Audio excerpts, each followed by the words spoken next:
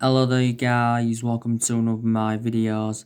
So just going to be going through with you how Manchester United can win the Premier League title under the Ole Gunnar Solsjaer era. So I think for us to win the title, I think Manchester United need to make around five signings in this summer transfer window. I think also too, we've got to get rid of more players.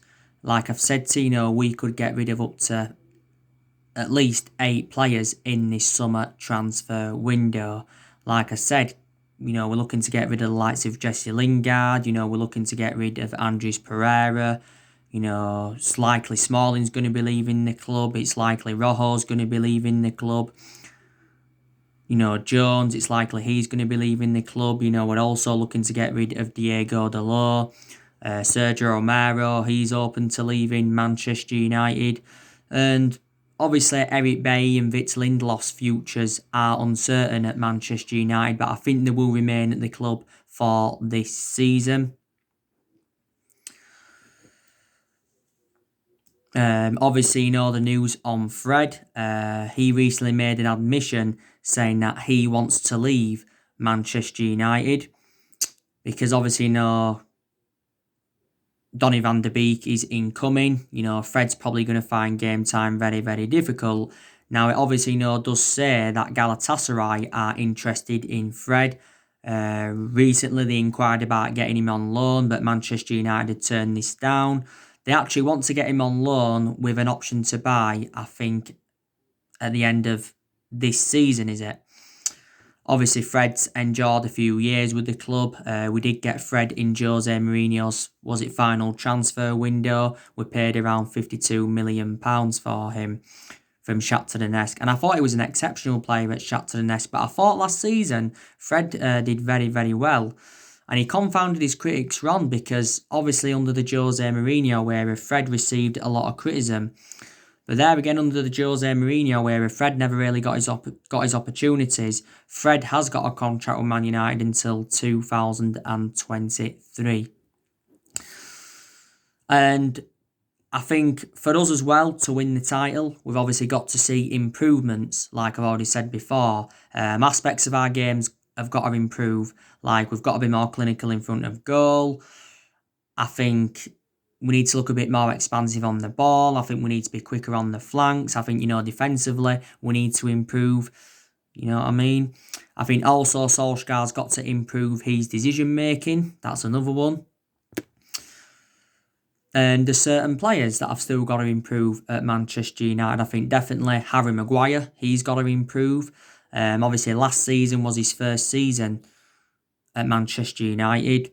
Obviously, we got Harry Maguire in a deal worth £80 million from Leicester last summer. So he's the second most expensive sign at the club and the most expensive centre-half in the world. Don't forget, Harry Maguire has been given extra time off, reflecting on his arrest in Greece and his court case in Greece as well. And obviously, Harry Maguire will remain Manchester United captain. This season's going to be his second season at the club.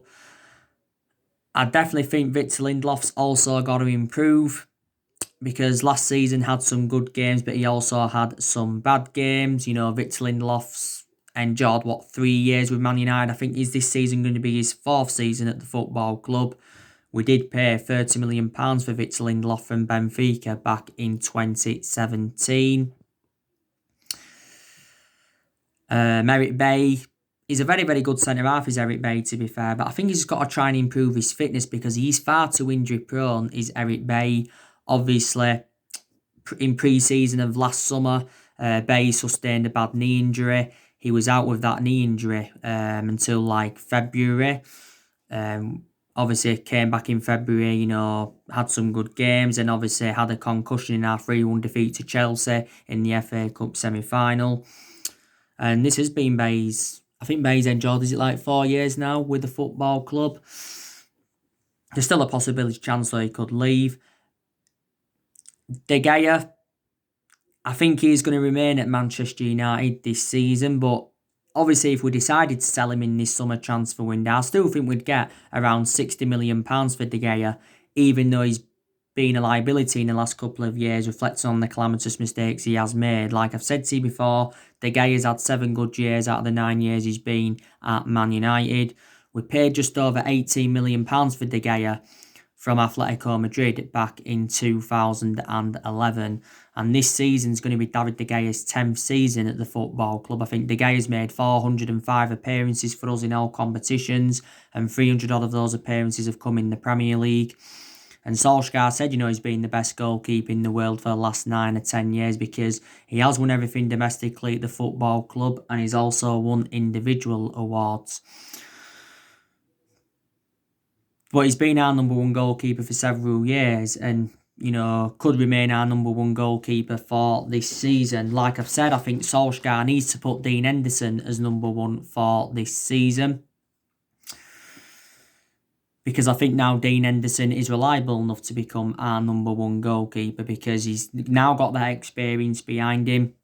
Dean Henderson recently endured 2 successful loans with Sheffield United. I've got to say he was Sheffield United's player of the season.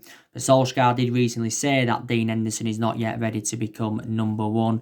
Dean Henderson's been part of the club for several years. Like I said, we got him at the age of 14. So definitely Solskjaer has got a goalkeeping decision to make. I probably think for this season as well that Luke Shaw will remain our first choice left back, unless we sign the left back. Because obviously, Luke Shaw is more experienced than Brandon Williams. Like I said, my only element of concern about Luke Shaw is injury prone. Obviously, Luke Shaw's endured, 6 years with Man United. We got him from Southampton back in 2014 for 30 million. But I think maybe next year or two, Williams will become our first choice left back, when he does get more experience behind him.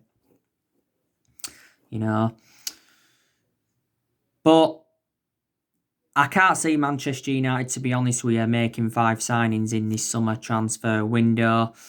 Solskjaer did actually say he wants Manchester United to make at least 3 signings in this summer transfer window. And I think Woodward said he wants Man United to make around 3 or 4 signings in this summer transfer window. Obviously, Donny van de Beek to Manchester United, I think it's going to be officially announced before the Netherlands play Poland on Friday. Now, obviously, Donny van de Beek is going to be our first signing in this summer transfer window, and he's going to be our 5th permanent signing overall under the Ole Gunnar Solskjaer era. A fee of £40 million has been agreed, I think with add-ons included. And Donny van de Beek has signed a 5-year contract with Manchester United with an option of a further year. And he recently had his medical in the Netherlands ahead of his move. But what a signing Donny van de Beek is for Manchester United. Like I said, what convinced Donny van de Beek to sign for Man United was the phone conversation that I recently had with Solskjaer. So I've got to thank Solskjaer for this. I really, really have. And I think Solskjaer said he wants to put him as number 10. But we've obviously got to decide on his shirt number because there's a few numbers that are vacant. Number 7's vacant, number 11's vacant and all of that. But we shall see. But I think he'll definitely complement Bruno Fernandes and Paul Pogba fantastically well in our midfield. What a midfield trio that is: Van der Beek, Paul Pogba and Bruno Fernandes. But obviously, Solskjaer has said, he wants to make another 3 signings, when Donny van de Beek to Manchester United is officially announced. But if we can win a title under Solskjaer, obviously, it will be our first title under him, and it will be our 21st title overall. Because obviously, as it stands at the moment, we've won 20 titles, and 13 of them are Premier League titles. But like I said, we haven't won the Premier League since 2013.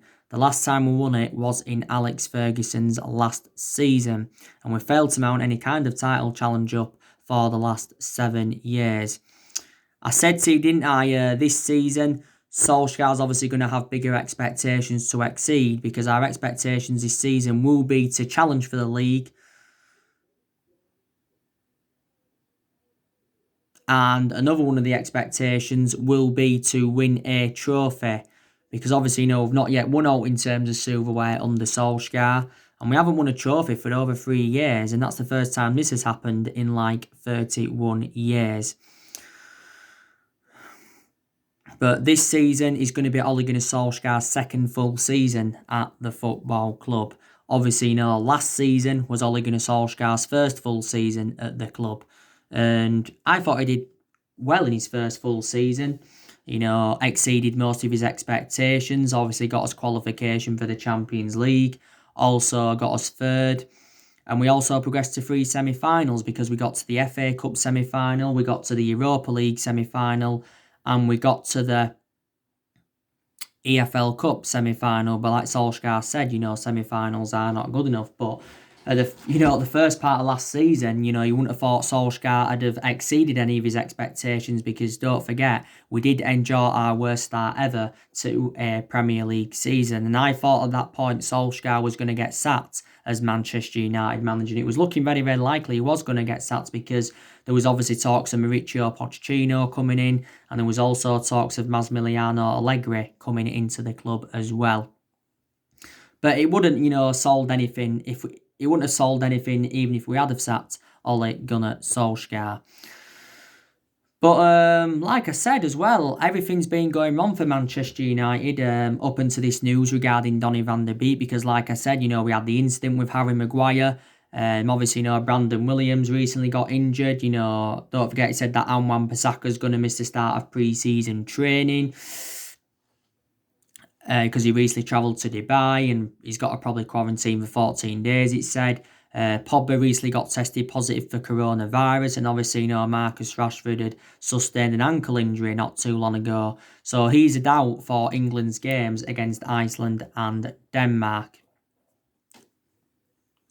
And obviously, it took us a while to get our first signing on the board, because the summer transfer window has been open now, is it, for over 5 weeks. But like Solskjaer said, it is a long transfer window. Don't forget it is open until October. So there's still plenty of time for Manchester United to make a few more signings in this window,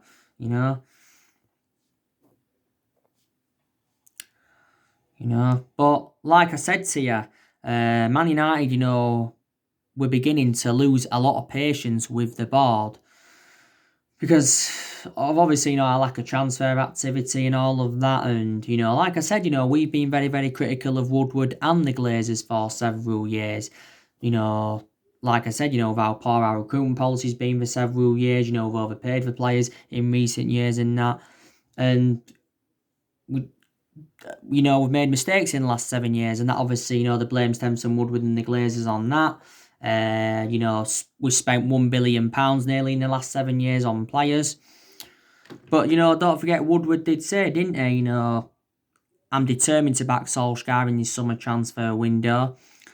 And he's assured a few times that his job is safe. And also, too, the Glazers said themselves they're determined to back Solskjaer. Like I've said, Woodward's been at the football club since 2012.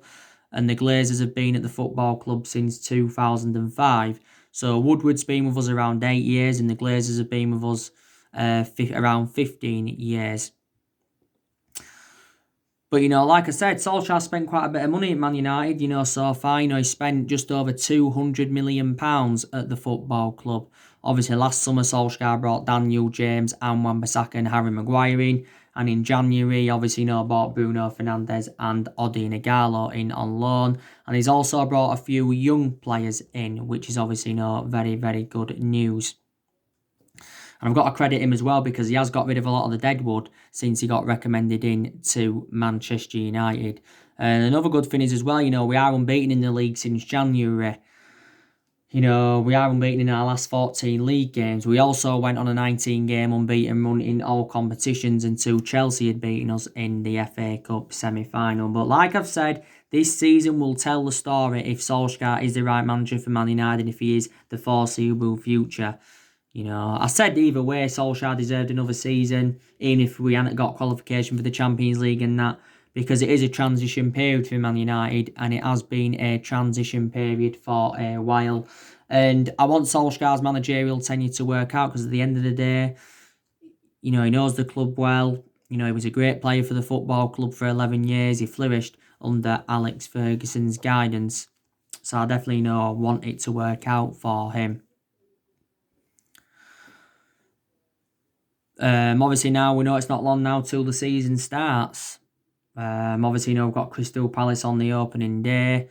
We've got Brighton on the second game. So there, we should win our first 2 games. But within our first 7 games, we've got Tottenham, Arsenal and Chelsea and Everton. You know, they're all going to be very, very tough games for Man United. So it's very, very imperative that we do have a strong start to this season. Solsjaer will go with his strongest 11 against Palace. I think we'll have a fully fit squad by the Palace game. Throughout the course of last season, Solskjaer made a lot of rotation, didn't he? That was reflected on the injuries that Manchester United had. You know. But there has been so many players on our agenda. On my recent video, I give you the breaking news on Jadon Sancho from Dortmund. You know, we're not giving up on him unless he publicly says he wants to stay at Dortmund. Jack Grealish, he still remains on our agenda. Obviously, you know, the news on Thiago Alcantara from Bayern Munich. We've not yet put a bid in for him. Fabrizio Romano's confirmed that Liverpool are planning to put a new bid in for him. Bayern Munich did say they're expecting an offer for Thiago Alcantara in the coming days. And he recently said that Man United are ahead of Liverpool now in the race. We have begun negotiations with the player, but I'm very, very sceptical that Man United will sign Thiago Alcantara. Obviously, you know the news on Dayot Upamecano, Cano from Leipzig. Obviously, you know, Man United want to get him in because we're looking for someone to go alongside Harry Maguire in our back line. Leipzig did recently say that he's not for sale because he recently extended his contract till 2023. And the new deal he signed includes a release clause of just over £37 million, which I think is active next summer. But if we was to get him now, it'd probably cost us around £50 million. Christian Falk has actually, you know, said that the speculation about Dayot Upamecano is not true. So he doesn't believe he'll come to Manchester United. But he's been talking to clubs. He's been talking to interested clubs as Dayot Upamecano. So there you go. But yeah, Solskjaer has been at Manchester United around 20 months. So he's actually now been at the football club now nearly 2 years. And as you all know, I have taken positives from his tenure. You know, but like I said, you know, Solskjaer is inheriting a squad that is worth £700 million. I've already said to you know, he's inheriting players either from the Jose Mourinho era, still a few players either from the Van Gaal era, Mattery from the Moyes era, and still a few players even from the Ferguson era. But the vast majority of this team is Jose Mourinho's and all of that. And, you know, if things weren't to work out this season, then Solskjaer may be back under pressure at Man United. But maybe I still wouldn't sack him because Man United haven't got the structure to keep sacking managers, you know. We've sacked 3 managers since the Ferguson era, and that was David Moyes, Louis van Gaal, and Jose Mourinho and all of that. You know what I'm saying? So, obviously, I think it's very imperative as well that we keep the players that we want to keep at the club. Obviously, we want to keep Paul Pogba, looking very, very likely Pogba's going to be staying. I think Paul Pogba will end up signing a new long-term contract, to be honest with you. It's very imperative that we keep the likes of Bissaka and Shaw. And, you know, obviously the players Solskjaer's brought in as well. It's imperative that we keep them.